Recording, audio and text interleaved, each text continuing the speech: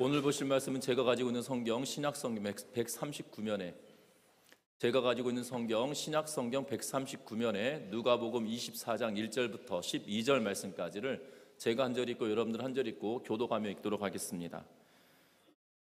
누가복음 24장 1절부터 12절입니다.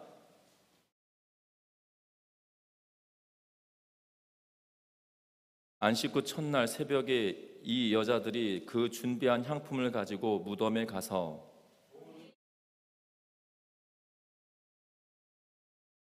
들어가니 주 예수의 시체가 보이지 아니하더라.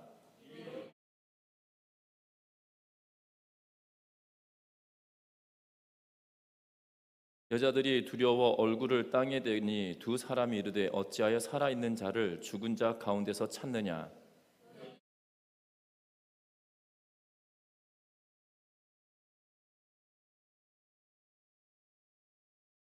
이르시기를 인자가 죄인의 손에 넘겨져 십자가에 못 박히고 제3일에 다시 살아나야 하리라 하셨느니라 한데, 무덤에서 돌아가 이 모든 것을 열한 사도와 다른 모든 이에게 알리니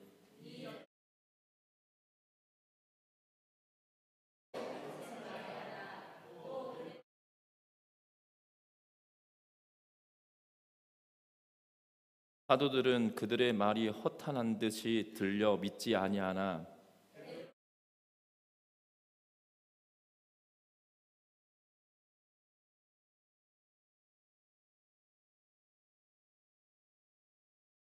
아멘. 우리 서로 인사 나누고 말씀 나누겠습니다. 예수 부활하셨습니다.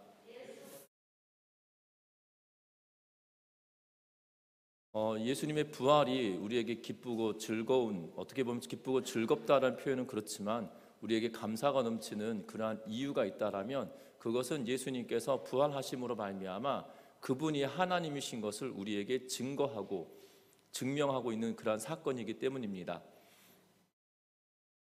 죄송합니다. 갑자기 재채기가 나오려고 하는데 이게 나오지도 않고 이게 이 코 안에 머물러 있으면 계속 불편한데, 하여튼간에 이 부활하신 예수님께서 부활하심으로 그분이 하나님이신 것을 우리에게 증명한 사건이기 때문이에요. 그래서 부활은 굉장히 우리들에게 중요합니다. 예수님께서 내가 너희를 사랑한다, 하나님께서 아버지께서 나를 보내셔서 너희 죄를 사하게 하셨다라고 많은 말들을 하셨지만 예수님께서 십자가에 죽으신 것으로 그쳤다라면 그분은 그냥 한낱 인간에 불과할 수밖에 없다는 거죠. 그런데 그분이 부활하심으로 말미암아 그분이 하나님이신 것을 스스로 증명하고 계시는 것을 보게 된다는 겁니다. 부활이 없으면, 그리스도인들에게 부활이 없으면 참으로 허탄한 우리가 신앙생활을 하는 거예요. 왜냐하면 우리가 마지막 때에 부활할 것을 믿고 신앙생활하는 건데, 부활하신 예수께서 부활하지 않으셨다라면 그 부활은 헛된 이야기이고, 예수께서 부활하지 않으셨다라면 우리들에게 보여줄 증거 자체가 없는 것이지요. 그런데 예수님께서 부활하셨기에 우리가 부활의 아침을 기념하여서 매 주일마다 우리가 모여서 예배하고 있다는 것을 기억하며 부활의 기쁨을 누리는 우리 모두가 되시기를 주의 이름으로 부탁드립니다. 1884년 갑신정변이 일어났습니다. 우리나라의 조선 땅에 갑신정변이 일어났는데 그 후로 조선의 정세는 굉장히 불안하고 혼란스러웠습니다. 당시 국제사회는 조선을 뭐라고 불렀냐면 소망이 없는 은둔의 땅이다라고 불려지며, 이 조선을 소망이 없고 이 암흑기, 정말 은둔의 땅, 사람들이 알 수 없는 그 땅이다라고 여겼습니다. 그러나 황무지이기 때문에 더욱더 복음이 증거되어져야 된다라고 여겼던 미국의 젊은 선교사들이 있었습니다. 그래서 1885년 4월 5일 부활절 아침 거센 풍랑을 헤치고 배 한 척이 인천 제물포항에 도착하였고, 그리고 언더우드와 아펜젤러가 조선의 땅을 내디딤으로 공식적으로 첫 번째 선교사가 복음을 전하기 위하여 이 땅에 발을 내딛는 순간이 되었습니다. 그 이전에 신미양요 때 토마스 선교사가 대동강변에 이 발을 내렸지만 이 순교를 당하였기 때문에, 목배임을 당하였기 때문에 공식적으로 선교사가 이 땅에 복음을 전하기 위하여 발을 내디딘 사건은 1885년 4월 5일 부활주일 아침이다라고 공식적인 기록을 이야기합니다. 그들은 조선이 이 소망이었고 은둔의 땅이다라고 이야기하였지만, 그럼에도 불구하고 앞에서 말씀드린 것처럼 그러하기에 소망이 있는 땅이다, 그러하기에 복음을 전해야 되는 땅이다라고 여기며 발을 내딛었고, 그들이 첫 번째 아펜젤러가 미국 선교부로 보냈던 첫 번째 선교 보고서에 뭐라고 이야기하냐면 이렇게 기록해 놓고 있는 걸 보게 됩니다. 우리는 부활절에 이곳에 도착했다. 그날 사망의 철창을 쳐부수고 부활하신 주님께서 조선의 결박을 끊어주시고 하나님의 자녀로 빛과 자유의 세계로 인도해 주시기를 우리는 기도했다 라고 첫 번째 선교 보고서에 기록해 놓고 있는 걸 보게 됩니다. 그들도 감개무량했을 것입니다. 기대하였던 땅이었고 또한 원하여서 왔던 조선 땅이었는데, 그들에게 마음에 부푼 그러한 기대는 죄와 사망의 권세를 이기시고 부활하신 주님께서 이 땅에 하나님의 자녀들을 부르시고 빛과 자유의 세계로 인도하여 주실 하나님의 은혜를 기대해 본다라고 이야기하며 기록하고 있기 때문이죠. 여러분들 아펜젤러와 언더우드가 조선의 땅에 도착하고 나서 그들이 했던 그러한 모습들 또한 첫 번째 선교 보고를 통해서 보여주는 것은 결국 이 땅에서 그들이 열심히 선교하겠다라는 그러한 각오로 보여진다는 거죠. 여러분들 미국 땅에서 당시 1885년에 미국 땅에서 이들이 살았다라면 편안하고 안락한 삶을 살았을 것입니다. 그런데 정말 은둔의 땅이다라고 불려지고 소망이 없는 땅이다라고 불려졌던 이 조선 땅에 와서 참으로 어려운 시기들을 이겨내고 나갔던 그 선교사들의 마음은 도대체 무엇으로부터 시작됐냐라는 거죠. 여러분들 이 합정역 주변에 양화진이라고 하는 곳이 있습니다. 마포구 합정동 주변에 양화진이라고 하는 곳이 있는데 그곳이 선교사님들의 무덤이 있는 곳이에요. 그래서 이 선교사님들이 무덤이 모여 있는 것을 양화진이라고 하고, 그 바로 옆에 절두산, 이 카톨릭에서 하는 절두산 유적지가 있는 것을 보게 되어집니다. 그런데 선교사님들 무덤을 가면 뭐 전쟁의 포화로 이 총탄이 비석을 뭐 뚫어놓은 것도 있고 상처를 낸 것들도 있는데, 한쪽에 이렇게 아이들 무덤이 있어요. 아이들 무덤이 있는데 그 무덤에 이 비석을 보면 생후 1개월, 태어난 지 3일 이렇게 된 아이들이 정말 죽어서 무덤에 묻혀 있는 그러한 것들을 보게 되거든요.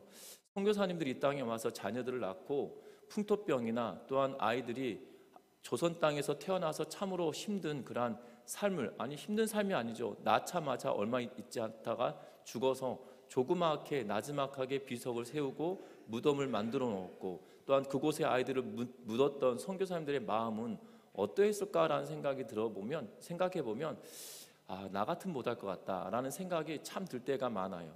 그래서 그분들을 생각하면서 다시 사역을 열심히 해봐야 되겠다라고 이렇게 각오하는 그런 일들이 많아지는데, 여러분들 부활의 아침, 부활의 소망이 없다라면 그 선교사님들이 열심히 무슨 의미가 있겠냐 이 말입니다. 특별히 오늘 아침 부활주의를 맞이하여서 이 누가복음 24장의 말씀을 통해서 첫 번째 부활의 증인이었던 여인들의 모습을 살펴보려고 하는데, 저와 여러분들도 첫 번째 목격자였던, 첫 번째 부활의 증인이었던 이 여인들의 모습을 통해서 저와 여러분들도 정말 부활의 증인된 삶을 살아낼 수 있는 우리 모든 성도님들 되시기를 주의 이름으로 부탁드립니다. 오늘 성경은 1절에 이렇게 이야기하고 있습니다. 같이 1절과 2절 말씀을 같이 한번 읽어보겠습니다. 같이 읽습니다. 안식 후 첫날 새벽에 이 여자들이 그 준비한 향품을 가지고 무덤에 가서 돌이 무덤에서 굴려진 것을 보고. 아멘.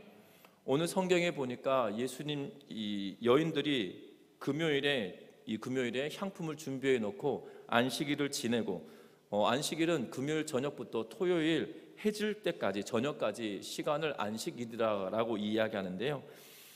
안식일을 지키고 그 다음날 안식 후 첫날이 되었을 때 향품을 가지고 예수님의 무덤으로 나아온 것을 보게 됩니다. 특별히 오늘 본문 24장 1절과 2절에서는 여자들이라고만 표현하고 있고, 오늘 본문의 10절에 들어와서야 그 여인들의 이름을 기술하고 있는데, 막달라 마리아, 요한나, 야고보의 모친 마리아라고 이야기하고, 또한 더불어 그들과 함께 여러 명의 여인들이 있었던 걸로 이야기하고 있는 것을 보게 됩니다.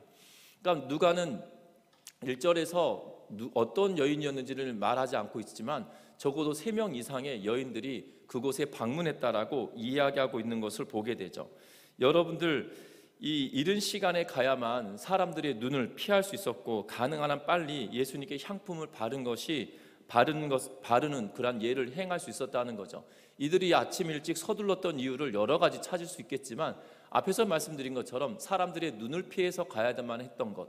왜냐하면 예수님은 이 종교 지도자들에 의하여서 십자가에 못 박혀 죽은 그러한 중차대한 죄인으로 여겨졌기 때문에 예수님의 몸에 향품을 바른다는 것은 어찌 보면 이 그들의 예수님을 죽였던 그 죄에 그들과 함께 우리 속된 표현으로 엮일 수 있는 그러한 상황이기 때문에 아침에 일찍 갔다라는 이 가설이 하나 있고요. 또 하나는 지금처럼 장례식장에 이렇게 그 냉동고라고 하나 냉장고라고 하나요? 시신을 이렇게 안치하는 곳이 있잖아요. 부패하지 않도록. 그런 시설이 당시 1세기엔 있지 않았고 이스라엘 땅은 부패가 굉장히 빨리 시작되어지는 그러한 때라고 합니다. 그래서 나흘이 되면 굉장히 많이 부패되었다라고 이야기하고 사흘째 되는 날도 마찬가지로 많은 부패가 되어졌을 것으로 보이기 때문에 안식 후 첫날이라는 표현은 안식일을 지키고 가장 이른 시간에 그들이 가서 향품을 바르는 것은 예수님의 시신이 더 부패되기 전에 그 일들을 하겠다라는 의미를 가지고 있다는 거죠. 그런데 그들이 도착했습니다. 그런데 돌이 옮겨졌습니다. 그리고 무덤 안에 들어가서 3절에 보니까 들어가서 보니 그 예수의 시체가 보이지 아니하더라라고 이야기하고 있는 것을 보게 됩니다. 분명한 것은 예수님께서 부활하셨다는 것, 다시 말하면 시신이 없어지는 것을 처음 목격한 이 여인들이 있다라는 거죠. 그리고 이 여인들은 뭐라고 이야기하고 있냐면 뒤에 보면 천사들이 나타나서 살아나셨다라고 이야기하고 예수님의 부활을 듣게 되어지고 또한 믿게 되어지는 것을 보게 된다는 거예요. 그런데 여러분들 1세기에 살았던 여성들에 대한 그런 견해들을 보면 이 법정에서 어떠한 효력도 발휘할 수 없는 것을 보게 되어져요. 여인들이 증언을 하는 것은 증언의 가치가 없고 증거로 채용하기가 불가능한 그러한 사람들입니다. 여러분들이 예수님의 출생과 예수님의 죽으심과 부활하심에 관한 이야기를 잘 살펴보면 독특한 점이 있다는 거예요. 그것은 무엇이냐면 세상의 가치로 이야기하는 이들의 말이 아니라 하나님의 뜻대로 하나님의 방식대로 이 일들을 진행시켜가고 있는 것을 보게 됩니다. 누가는 예수님께서 이 땅에 오셨을 때 예수님의 탄생을 기록할 때 무엇에 대해서 기록하고 있냐면 예수님의 탄생을 기록할 때 목자들이 예수님께 나와 어린 예수께 경배하고 있는 그러한 말씀들을 기록해 놓고 있는 것을 보게 되어져요. 당시 목자들은 유대인들에게 있어서도 목자들은 그렇게 썩 좋은 직업군은 아니었다라는 사실이죠. 기피의 대상이었고 가장 낮은 위치에 있는 이들이었기 때문에 그들의 증언 또한 사람들에게 신빙성이나 증언의 가치를 유무를 따져볼 때 그렇게 많은 비중을 차지할 수 있는 이 직업군이 아니었던 걸로 보여진다는 거예요. 뿐만 아니라 예수님의 부활의 사건을 이야기할 때도 마찬가지로 이 여인들은 증인으로 선다라면 증인으로서의 가치가 없는 1세기의 상황으로 따져보면 증인으로서의 가치가 없는 이들이었지만 이 여인들이 증거하고 있는 사건으로 예수님의 부활이 우리들에게 증거되어지고 지금까지도 우리가 믿고 나아가게 되었던 사실들을 보게 된다는 거예요. 만약 이것이 법정이었다면 이 여인들의 증언은 아무런 의미가 없을 것이에요. 그럼에도 불구하고 이 여인들의 부활의 첫 번째 증인은 하나님께서 여인들을 통하여 우리에게 주시며 하나님께서 이 일을 감당하고 있다는 사실이죠. 부활이 진짜인 것을 우리는 이것을 통하여서 알 수 있다는 거예요. 세상 사람들은 말합니다. 예수가 어떻게 부활할 수 있어? 라고 말하지만 예수님은 실제로 부활하셨기 때문에 가장 영향력 없는 인물들로 인하여 예수님의 부활이 증거되어지고 있다는 사실입니다. 여러분들 그렇지 않겠습니까? 예수님의 부활이 진짜다라는 사실들을 제자들에 의하여서 만들어진 것이다라면 어떤 사람을 증인으로 세우는 것이 제일 적당할 것 같으시나요? 여러분들의 생각해 보면, 여러분들이 법정에 섰다 생각해 보면 예수님이 부활했다는 사실을 증거할 때 만들어낸 사실이다라면 어떠한 사람을 증인으로 세우는 것이 제일 타당하겠냐 이 말입니다. 여러분들 잘 보시면 예수님의 부활이 가짜인데 진짜인 것처럼 하기 위하여서 증인을 세운다라면 아마 저 같으면 니고데모를 세울 거고, 그리고 아리마대 요셉이라고 하는 인물을 내세워서 예수님의 부활을 증언하는 증인으로 세울 거예요. 그렇지 않겠습니까? 예수님을 믿는 사람, 그리고 공의회 회원인 자, 이 두 사람을 앞세워 부활의 증인으로 세우고 예수님이 부활했다라고 말할 것 같아요. 왜냐하면 당시 1세기의 남자들이 법정에서 영향력이 있었을 뿐만 아니라 그들의 신분과 사회적인 지위가 그들의 증거적 능력을 더욱더 키워낼 수 있는 그러한 일들이기 때문에 예수님께 나와갖고 예수님을 믿었던 니고데모를 증인으로 세우는 것이 마땅할 거고, 예수님을 믿었고 공의회 회원이고 굉장히 부유한 사람일 뿐만 아니라 예수님의 시신을 거두어서 그가 들어가려고 했던 빈 무덤에 예수 그리스도를 넣었던 이 아리마대 요셉이야말로 가장 적정한 인물이지 않겠나 싶은 생각이 들어져요. 그런데 부활의 사건을 증언할 때 첫 번째 증인은 누구냐면 여인들이었다는 거예요. 그래서 오늘 성경에 보면 여인들의 이름을 이야기할 때 10절에 뭐라고 이야기하냐면 첫 번째 인물이 막달라 마리아입니다. 막달라 마리아는 귀신 들렸던 여인이라고 말하고, 로마 카톨릭에서는 이 막달라 마리아를 설명할 때 여러분들 기억하십니까? 예수님을 시험하기 위하여 간음한 여인을 데리고 왔을 때 땅에 예수님께서 글을 쓰시고 나서 죄 없는 자가 먼저 돌로 쳐라 라고 하는 인물과 동일 인물로 보는 것이 가톨릭 견해이지만 개혁교회는 조금 다르게 생각하는데요. 어찌되었던 막달라 마리아에 대한 생각은 세상 사람들에게 있어서만큼은 가장 천한 자, 가장 낮은 자로서의 그러한 가치를 이야기하고 있는 것을 보게 되어져요. 그런데 누가는 증인으로서의 첫 번째 여인으로 누구를 두고 있냐면 막달라 마리아를 두고 있다는 거예요. 오늘 이름을 거론하고 있는 적어도 3명의 여인이 있는데, 그러면 여기서 야고보의 어머니 마리아는 예수님의 어머니 마리아거든요. 그러면 예수님의 어머니 마리아를 첫 번째 두는 것이 영향력 있지 않겠습니까? 또 하나는 요한나라고 불려지는 여인인데, 이 요한나도 사회적인 신분이 꽤나 있었던 여인인 걸로 성경은 이야기하고 있는 것을 보게 되어진다는 사실입니다. 분명한 것은 그러면 사회적으로 조금 더 나은 위치에 있는 여인들을 첫 번째 자리에 두는 것이 마땅할 것임에도 불구하고 누가는 그렇게 말하고 있지 않고 부활의 증인들에 대하여 이야기할 때 그렇게 말하고 있지 않다는 거예요. 분명한 사실은 하나님의 방식에 따라 명확하게 하나님의 방법으로 부활의 사건을 우리에게 증언하고 있고, 하나님의 방법으로 부활의 역사가 진실임을 우리에게 기록하고 있는 것을 보게 된다는 사실입니다. 이것 하나만으로도 우리는 예수의 부활이 참된 것이고 진짜라는 사실들을 우리는 알 수 있는데, 그 부활의 사건이 단순히 2000년 전에 있었던 그 하나의 역사적인 사건으로만이 아닌 저와 여러분들의 신앙의 고백으로 받아들이는 은혜가 있으시기를 주의 이름으로 부탁드립니다. 뿐만 아니라 우리가 주목해야 될 것이 있습니다. 무엇을 주목해야 하냐면, 오늘 이 성경의 말씀을 통해서 보면 7절과 8절 말씀을 같이 한번 읽어보겠습니다. 6절부터 8절 말씀까지 같이 한번 읽어봅니다. 6절부터 8절입니다. 같이 읽습니다. 여기 계시지 않고 살아나셨느니라. 갈릴리에 계실 때에 너희에게 어떻게 말씀하셨는지를 기억하라. 이르시기를 인자가 죄인의 손에 넘겨져 십자가에 못 박히고 제3일에 다시 살아나야 하리라 하셨느니라 한데, 그들이 예수의 말씀을 기억하고 아멘. 오늘 성경은 예수 천사들이 나타나 말씀합니다. 특별히 천사들이 어떻게 나타났냐고 이야기하냐면 4절에 근심할 때 문득 찬란한 옷을 입은 두 사람이 곁에 섰다라는 표현을 쓰고 있어요. 문득이라는 표현은 우리는 문득 그러면 갑자기 생각난 거라는 표현처럼 할 수 있는데, 어떤 의미냐면 번개처럼 딱 나타난 거예요.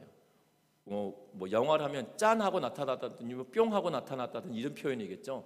그렇게 없던 자리에 있지 않았던 사람이 갑작스럽게 나타난 것을 두고 문득이라는 단어로 번역해 놓았는데, 갑작스럽게 천사가 나타나서 하신 말씀이 뭐냐면 이렇게 말합니다. 갈릴리에 계실 때 너희에게 뭐라고 말씀하셨는지 너희는 기억하라 라는 것이에요. 그리고 그들이 말합니다. 인자가 죄인의 손에 넘겨져 십자가에 못 박히고 제3일에 살아나야 하리라 라는 말씀을 하셨던 것을 기억하라라고 이야기하고 있는 것을 보게 됩니다. 예수님께서는 십자가 처형 전에 누가는 적어도 4번에 걸쳐서 예수님의 순환에 대한 이야기를 하고 있는 것을 보게 됩니다. 그래서 9장 22절, 9장 44절에, 그리고 17장 25절에, 그리고 18장 31절과 32절에 4번에 걸쳐서 예수님께서 십자가에 죽으시기 전에 내가 죽고 부활할 것에 대한 이야기를 하고 계세요. 그리고 십자가 처형 이후에 또한 4번에 걸쳐서 이 십자가 사건에 대한 해설을 하고 있는데, 그 중에 하나가 오늘 24장 7절 말씀이고, 그리고 27절 말씀에도 동일하게 이야기하고 있고, 44절과 46절에도 예수님이 살아나신 것에 대한, 예수님께서 말씀하신 것을 해설하는 그러한 내용을 기록해 놓고 있는 것을 보게 됩니다. 중요한 것이 바로 이거예요. 뭐냐면 천사들이 죄인의 손에 넘겨지고 다시 살아난다라고 하셨던 이 말씀이 뭐냐면 반드시 뭐뭐해야만 한다라는 의미로 사용되어지는 단어를 쓰고 있다는 거예요. 우리 번역에는 살아나야만 한다라는 표현으로 살아나야 하리라라고 번역하고 있는데, 이 의미는 결국 뭐냐면 반드시 뭐뭐해야 한다라고 이야기하고 있는 것을 보게 된다는 겁니다. 예수님의 십자가의 죽으심과 부활하심은 하나님의 목적과 또한 하나님께서 예수를 이 땅에 보내시는 이유를 성취하기 위하여 반드시 일어나야 될 사건이다라고 지금 천사들은 증언하고 있다라는 것이에요. 분명한 것은 이 증언하고 있는 것이 예수님께서 하신 말씀을 기억하라라고 이야기하고 있다라는 것이에요. 중요한 것은 8절 말씀입니다. 뭐라고 기록하냐면 그들이 예수의 말씀을 기억했더니 9절에 뭐라고 이야기하냐면 무덤에서 돌아가 이 모든 일을 11사도와 그들에게 알리니라고 이야기하고 있어요. 예수님께서 말씀하셨던 것을 기억하고, 무슨 말씀을 했는지를 기억하고, 그 기억한 말씀이 그들에게 어떠한 영향을 주고 있냐면 그들이 믿게 되어졌다라고 이야기하고, 그들이 믿은 것을 9절에 보니까 뭐 하고 있습니까? 증거하고 있다라고 전하고 있는 것을 보게 된다는 사실입니다. 분명한 것은 빈 무덤을 보고 베드로는 별 반응 없이 돌아가 버립니다. 그것이 11절 말씀이에요. 사도들은 그들의 말이 허탄한 듯이 들려 믿지 아니하나 라고 기록하고요. 12절에 베드로는 일어나 무덤에 달려가서 구부려 들여다보니 세마포만 보이는지라 그 된 일을 놀랍게 여기며 집으로 돌아가니라 라고 이야기하고 있어요. 여인들과 베드로의 차이가 뭐고, 여인들과 이 사도들이 이 들은 것에 대한 차이가 무엇일까요? 여러분들 잘 보셔야 되는 것은 말씀을 기억하고 돌아가서 전한 것이 이 여인들이고, 베드로와 사도들은 전한 말씀을 들었지만 기억해내지 못하고 있는 차이가 있다는 거죠. 저와 여러분들 분명한 사실은 저와 여러분들이 하나님의 말씀을 기억하고 예수께서 하셨던 말씀을 기억하지 않으면 우리에게도 믿음이 일어나지 않는다는 사실이죠. 그러나 우리가 주신 말씀을 기억하면 그 기억이 우리로 하여금 믿음으로 이끌게 되어진다는 사실을 주목하며, 부활하심에 대한 이야기를 우리가 들었으면 그것으로 들은 것으로 그치는 것이 아니라 기록된 말씀 속에 부활의 은혜를 기억하고 그것이 믿음으로 이어져가는 은혜가 저와 여러분들 가운데 충만하여지시기를 주의 이름으로 부탁합니다. 하나님의 말씀이 부활의 사건을 이루고 있을 뿐만 아니라 부활의 사건은 주신 말씀으로 기억하게 하여서 그 기억난 말씀이 믿음으로까지 나아가도록 만들고 있다는 거예요. 그들이 믿지 않았다라면, 부활하셨다는 사실을 믿지 않았다라면 제자들에게 가서 그 말씀을 전하지 않았을 거라는 거죠. 저와 여러분들의 신앙의 여정에도 마찬가지예요. 믿음이 없이는 아무것도 할 수 없다는 사실입니다. 믿음은 결국 말씀을 기억하는 것으로부터 시작된다는 것을 기억하면서 저와 여러분들이 말씀 속에 역사하시는 하나님의 그 음성을 듣고 나아가는 우리 모든 성도님들 되시기를 주의 이름으로 부탁드립니다. 뿐만 아니라 우리를 향하신 하나님의 동일하신 은혜가 있다는 거예요. 여러분들 오늘 본문 특별히 누가가 기록하고 있는 24절의 말씀을 보면, 마태나 마가나 요한이 기록하고 있는 말씀을 통해서 보면 이 여인들이 부활하신 예수님을 만나는 장면이 요한복음 20장에는 기록해 놓고 있는 것을 보게 됩니다. 그런데 오늘 본문 자체를 통해서 보면 이 여인들은 예수님께서 부활하신 것을 보지 않아요. 단순히 천사들이 예수님께서 부활했다, 예수님께서 이렇게 말씀하지 않았냐 라고 하는 설명을 듣고, 그리고 말씀을 기억하고 믿고 복음을 전하고 있는 것을 보게 된다는 사실입니다. 여인들이 무덤에 가서 천사들로부터 들은 내용을 열한 사도와 사람들에게 복음을 전하고 있는 것을 보게 되는데, 기억이 믿음으로 이어지고 믿음은 선포로 이어져가는 그러한 과정이 있다라면, 중요한 것은 이들이 살아나신 부활하신 예수님을 보지 않았음에도 불구하고 이렇게 복음을 증거하고 있다라고 누가는 우리들에게 말씀해주고 있다는 거예요. 그러면 여러분들에게 여쭤보겠습니다. 여러분들 부활하신 예수님 본 적 있으시나요? 부활하신 예수님을 본 적 있으시나요? 부활하신 예수님을 보신 분들도 있으실 거예요. 내가 환상 가운데 주를 보았다. 그런 분은 정말 하나님의 특별한 은혜로 예수님을 뵌 분일 거예요. 저는 개인적으로 이렇게 표현합니다. 그런 분은 이 신앙의 천재다. 하나님께서 특별하게 주신 은혜다.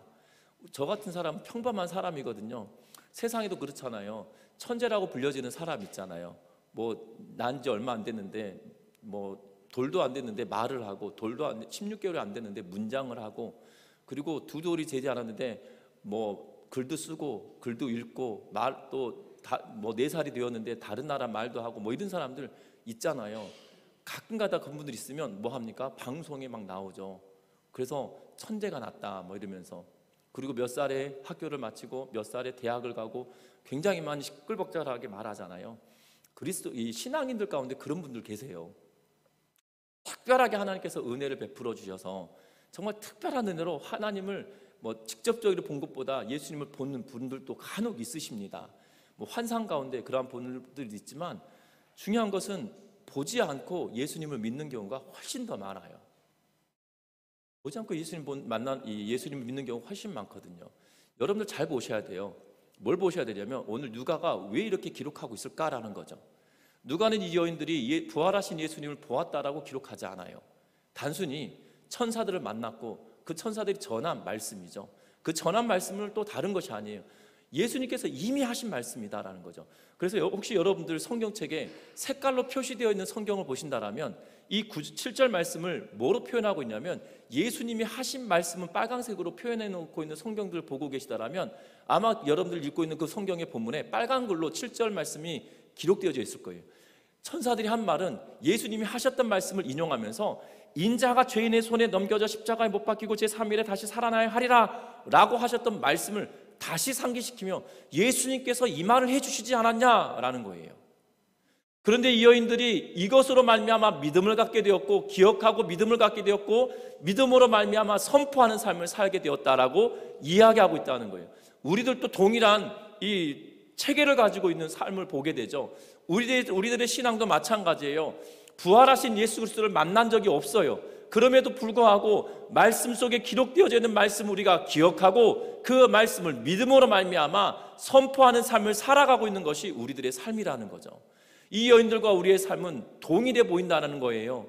비록 그들의 시대적인 상황이 다르지만 분명한 것은 누가가 기록하고 있는 이 의미는, 어찌 보면 이 땅의 삶을 살아가고 있는 누가가 기록하고 있는 때에 이 말씀을 듣는 이들이, 여인들과 같이 부활하신 예수님을 보지 못하고 신앙생활하고 있는 이들이 더 많던 때였을 거라는 거죠. 그런데 그들에게 뭐라고 지금 이야기하고 있느냐면, 이 여인들과 동일하게 너희들의 신앙도 동일한 은혜 가운데 살아가고 있다라고 지금 우리들에게 말하고 있다는 거예요. 2000년이 지난 이후에 살고 있는 저와 여러분들도 동일한 거예요. 말씀으로 인한 것을 기억해야 되는 거예요. 기록된 말씀 속에 부활하겠다고 약속하셨고 십자가에 죽고 부활하시겠다고 약속하셨던 그 하나님의 말씀이 우리 가운데 들려지고 기억되어지고, 그것이 믿음으로 귀결되어져서 우리가 선포하는 삶을 살아가야 된다라고 우리들에게 말씀하고 있다는 것을 기억하며 살아내는 우리 전미중앙교회 온 성도님들 되시기를 주의 이름으로 부탁드립니다. 부활의 사실이 부활하셨어 기뻐, 이것으로 그치는 것이 신앙생활의 전부가 아니라는 거예요. 예수님께서 부활하셨다는 사실은 내가 그것을 믿음으로 받아들였다라면 그 믿음으로 받아들인 것으로 그치는 것이 아니라 믿는 믿음이 증거로서 살아나야 된다는 거고, 증인으로서의 삶을 살아가는 것이 마땅한 것이다라고 이야기하고 있다는 거예요. 이것이 부활의 첫 번째 증인들의 삶의 모습이었고, 현대를 살아가는 부활의 증인의 삶이 바로 선포에까지 이르러가는 우리들의 삶이 되어야 된다는 것을 기억하면서 믿음으로 주 예수 그리스도의 살아계심을 전하며 살아가는 우리 전미중앙교회 온 성도들 되시기를 주의 이름으로 부탁드립니다. 저는 어렸을 때 부활주일날 계란을 주시면 뭐 나가서 친구들에게 전하고 예수님의 부활을 증거하라 그러면 저 혼자 다 먹었어요.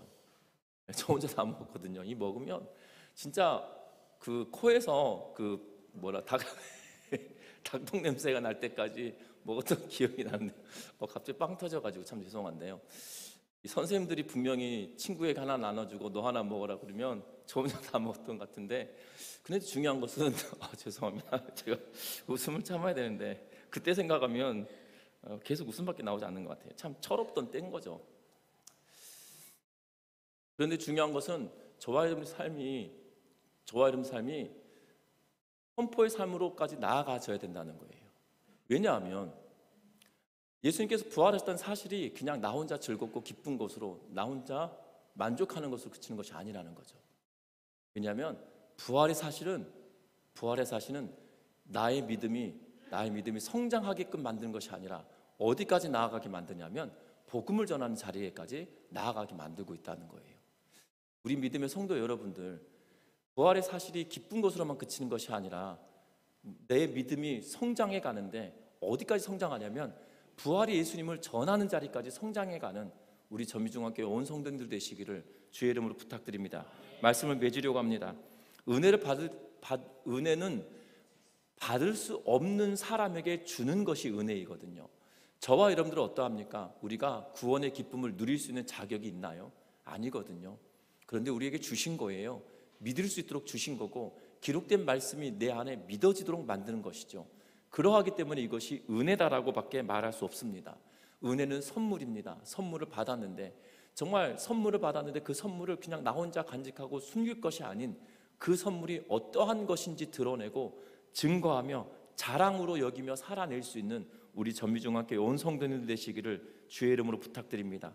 어떻게 보면 세상의 눈으로 보면 정말 법적인 능력을 가지고 있지 않은 여인들을 통하여 증거되어졌던 것, 그리고 하나님의 방식으로 복음이 증거되어졌고 그 복음이 증거되어지는 방식은 다른 것이 아니라 말씀을 기억한 것이 믿음으로 귀결되어지고 믿음은 결국 그들이 선포하는 자리까지 가도록 만들었다는 것을 보면서 우리도 주신 말씀을 기억하여서 그냥 혼자 말씀을 읽고 듣는 것으로만 그치는 것이 아니라 그것이 믿음의 자리까지 나아가게 만들고 그 믿음의 자리가 어디까지 성숙하게 되냐면 복음을 전하는 자리까지 성숙하게 되어져서 우리 전미중학교의 성도들이 정말 부활의 첫 증인이었던 이 여인들과 같이 2000년 이후에 살아가고 있는 저와 여러분들의 삶이 첫 번째 증인들의 삶과 동일한 길을 걸어낼 수 있는 우리 전미중학교의 온 성도들 되셔서 부활절 이 아침이 우리에게는 소망이 되는 시간이 되셨으면 하고 복음을 전할 수 있는 믿음의 고백이 되는 시간이 되었으면 하고